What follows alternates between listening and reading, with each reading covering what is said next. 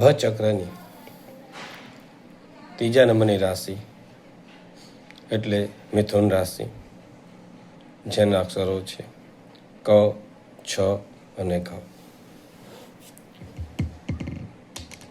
આ રાશિના જાતકો માટે આવનારું વર્ષ કેવું રહેશે તેવું આપણે ટૂંકમાં વર્ણવીએ. વર્ષ 2026નું વર્ષ એકંદરે મધ્યમ વર્ષ છે.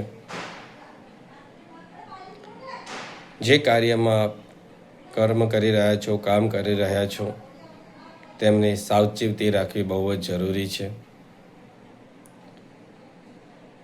આર્થિક વિટંબણાઓ, નાણાકીયની આપૂર્તિ ના વર્તાય તેનું ખાસ ધ્યાન રાખજો. આપ જે કાર્ય કરી રહ્યા છો તે કાર્ય આયોજનબદ્ધ કરજો. કંઈક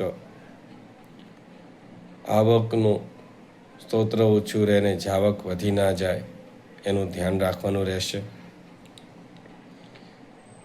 માનસિક ચિંતાઓ રહેશે, જેના કારણે આપના સ્વાસ્થ્યને હાનિ પહોંચી શકે છે.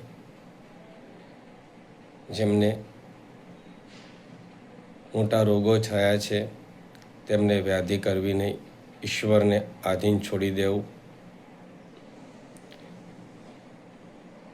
જે પ્રવૃત્તિ કરશો, જે પણ કાર્ય કરશો તેમાં અવરોધો આવ્યા રાખશે, પણ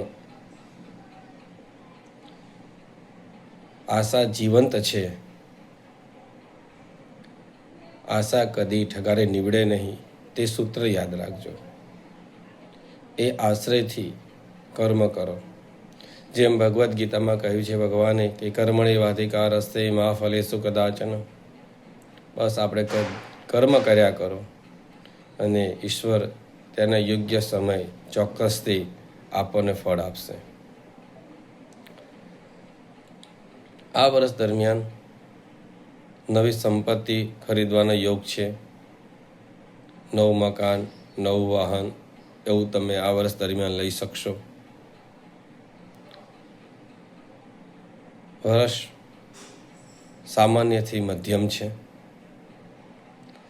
વિદ્યાર્થીઓ માટે વધુ પરિશ્રમ કરવો પડશે. જેમને ઉચ્ચ અભ્યાસક્રમમાં જવું છે તેમને સખત મહેનત કરવાની રહેશે. ભગવાન શિવની આરાધના કરો.